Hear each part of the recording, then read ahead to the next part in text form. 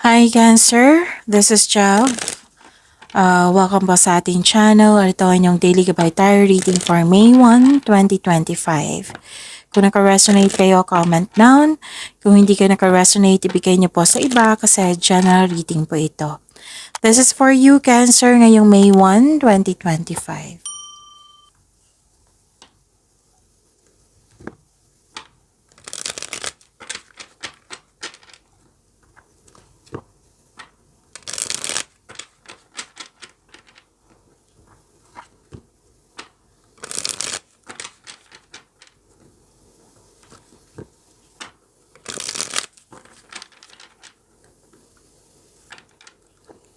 Para po ito sa inyo Cancer ngayong May 1, 2025.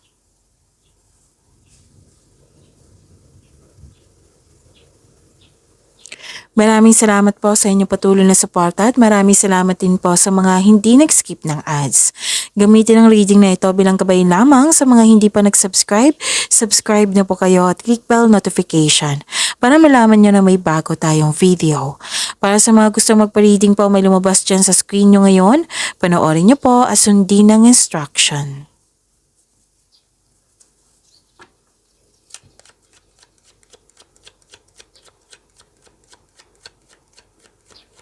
Spirits Guide, mga ganap pa para kay Cancer ngayong May 1, 2025. I need 3 cards po.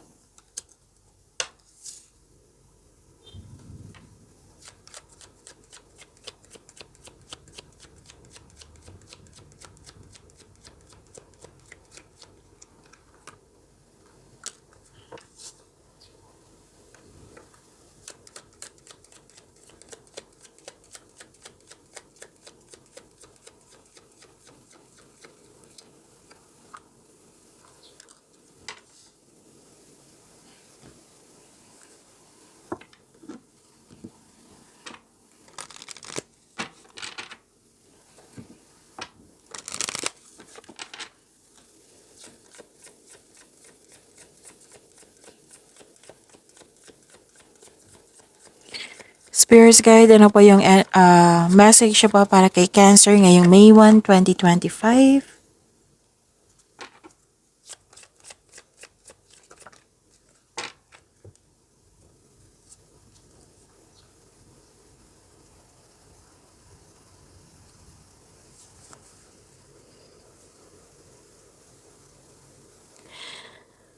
Ngayong May 1, 2025 para kay Cancer.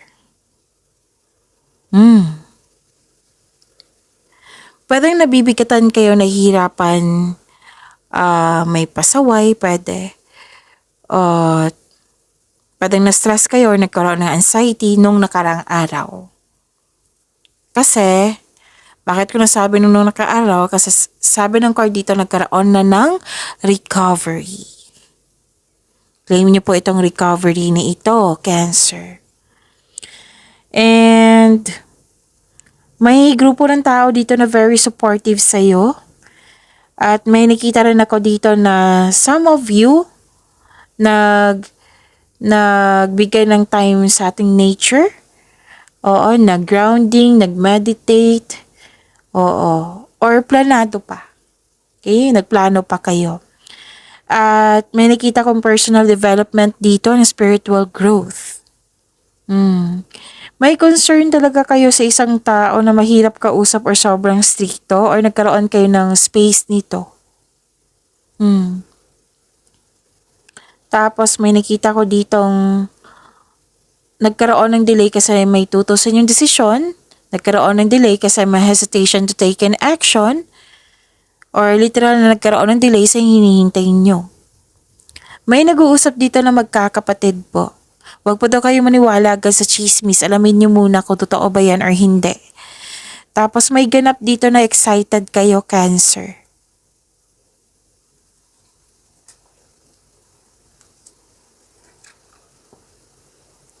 Okay, so this is vacation. Take time for relaxation and adventure. So nag-clarify siya dito na some of you nag-take time sa nature. That is vacation, relaxation. Oo, so mag-relax po daw kayo, magbakasyon kung pwede po. And nurture your relationships.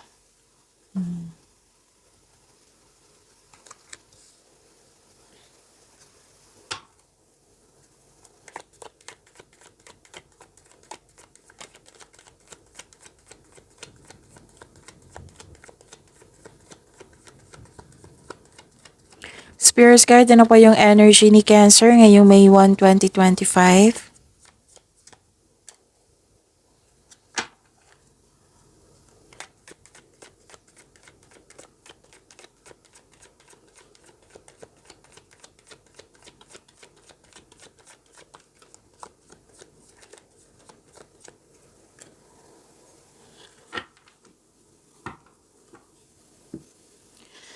Kung may narinig kayo or may nakita kayong repeating message, like for example, nanood kayo sa inyong monthly gabay tarot reading nang in-upload ko noong April 28 and 29, marami yon, 3 video po iyon.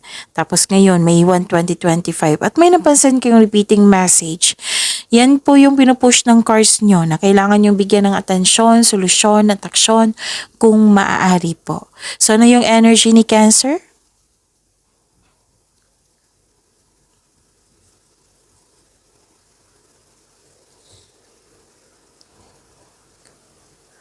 Okay, so this is acceptance. May acceptance, natanggap mo yung mga nangyari, pwedeng yung pwedeng yung sorry sa isang tao. Yes, may nakita kasi ako nag-sorry dito. And this is awakening also. This is purpose. This is self-assessment. This is atonement. May nakita nga ako dito ko sa astrology pa to, transformation. This is ending with new beginning. This is power. Kumbaga, bumangon kayo. Nadapa, tapos bumangon. Okay, so may parating na paghahatol or may pagbubunyag, may aamin, at may magsasorry. So this is also means accept and release your past so you are able to enjoy the next phase of your life. This is surrender, acceptance, releasing, and forgiveness. So this card tells you na answering the call to action creates new opportunity. Kumbaga, like for example, kung sa partner nyo to, accept your mistakes as well sa partner mo so you can successfully let the past go. Pero doon sa ibang tao na malapit sa'yo or yung naghingi ng sorry sa'yo. Maaring may magpakita na isang tao talaga na galing sa nakaraan. Pwedeng mag-put ng closure, basta may kasamang sorry. So, sabi ng card dito, so seek forgiveness in order to move forward. And acknowledge for your success is coming. Wow! May growth ako nakikita dito. It might be this is about your career and money or sa love life nyo. Basta, yung sabi ko kanina na personal growth dito, andito po. Personal growth. So, andito. Wow. Claim nyo po.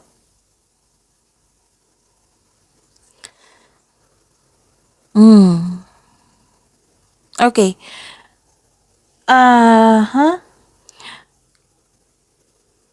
Yung sabi dito na may bumalik. Oo. Nag-ask ng forgiveness or closure. Pag-isipan nyo ng mabuti ha. Hindi naman ko sinabi na hindi dapat i-forgive. I-forgive nyo. Pero, kailangan pag-isipan ng mabuti kasi baka tatanggapin mo ito na you're not sure na nagbago na ba. Okay? So what I meant is, bago mo siya tanggapin sa buhay mo ulit, kailangan mong kilalanin mo ng mabuti kung totoo ba itong nagbago na. So, yung sabi ng card dito, seek forgiveness. Yes, importante yan para sa peace of mind mo din. Para sa peace of mind ng lahat. Para ma-let go mo na yung mga nangyari sa nakaraan. Ang sabi ng card dito, kung tatanggapin mo ito yung hayaan mo pumasok siya sa buhay mo ulit, pag-isipan ng mabuti. Okay? And may opportunity din dumating dito na kailangan yung pag-isipan ng mabuti kasi nakita ko dito nagsisisi ka. Or ayaw mo sa pagbabago. May pagbabago ka sa dito.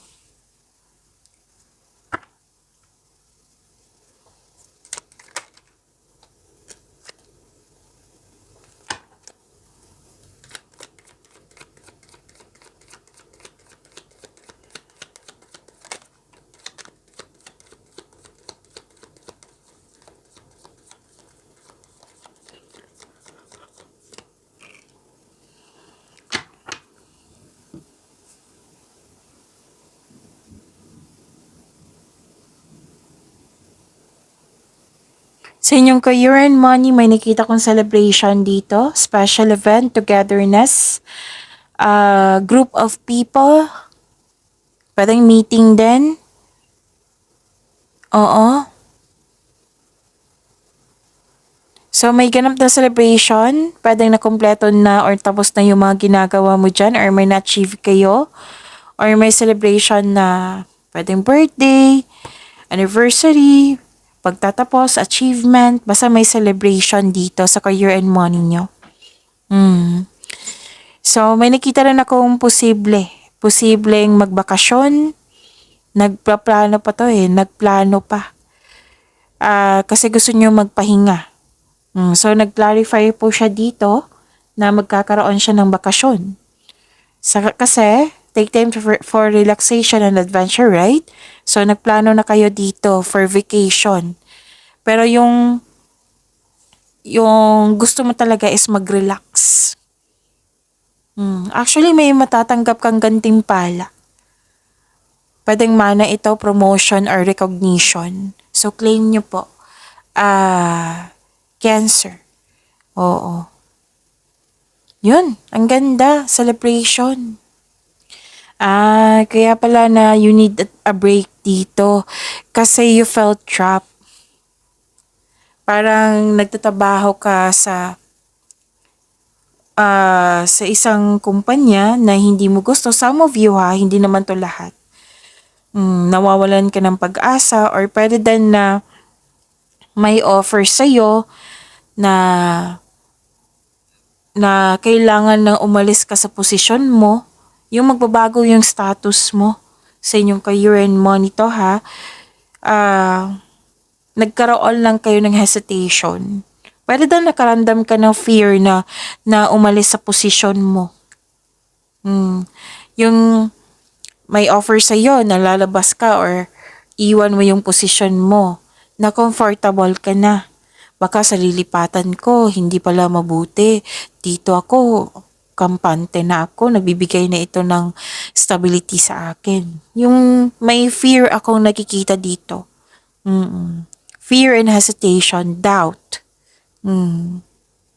Ayaw mo magkamali sa paggawa ng desisyon. So kung ayaw nyo magkamali sa paggawa ng desisyon, you have to give time for this paggawa ng desisyon. Maggawa kayo ng konkretong plano, mag-gather kayo ng factual information, maghingi kayo ng advice sa inyong mentor. Pero at the end of the day kayo po yung mag-decide niyan kasi kayo po yung gagawa. And you have to to save your money also. So, take care of your money. Lalo na yung budget mo.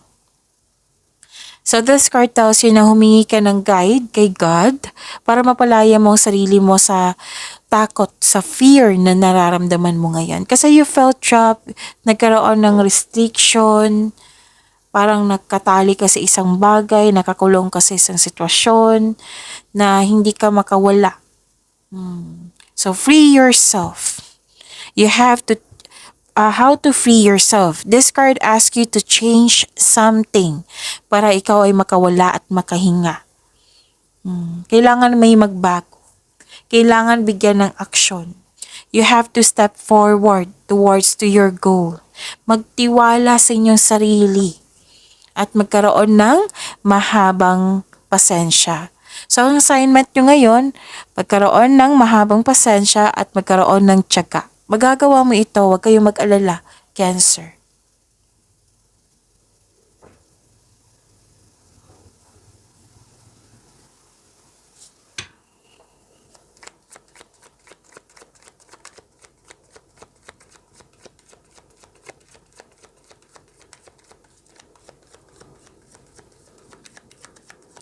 Spirits guide, love life, self-love, partnership, and romance ni Cancer ngayong May 1, 2025. May 1, 2025.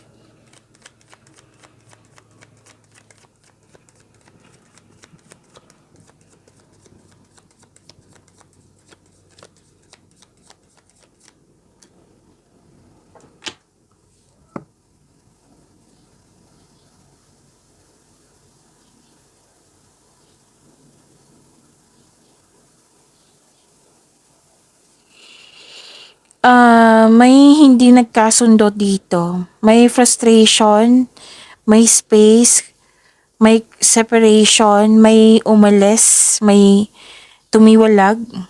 Hindi lang to sa partner ha. Pwede din sa matalik mong kaibigan or sa parati mong kasama. May nag-promise dito na hindi nabigay. Mm. Nalilito ka pa rin sa paggawa ng desisyon. So take time. Take time po. Kailangan ng oras niyan, kailangan ng schedule. Pero don't hesitate too long ha. Baka at the end of the day, malilito ka na niyan. Marami na kayong iniisip. So you have to make it balance. You have to control yourself. May disconnection talaga dito. May concern ng iba sa inyo, may concern sa isang tao na naging too much dependent na sa'yo. Like, sa'yo na umaasa lahat. So, to fix the imbalance, look inward to see where you can find the source of disharmony. Alamin mo kung bakit kayo na hindi nagkasundo. Ano yung punot dulo para magawan mo ng solusyon. Pero at the end of the day, huwag kayong mag-alala. Nakikita ko naman dito na magiging okay.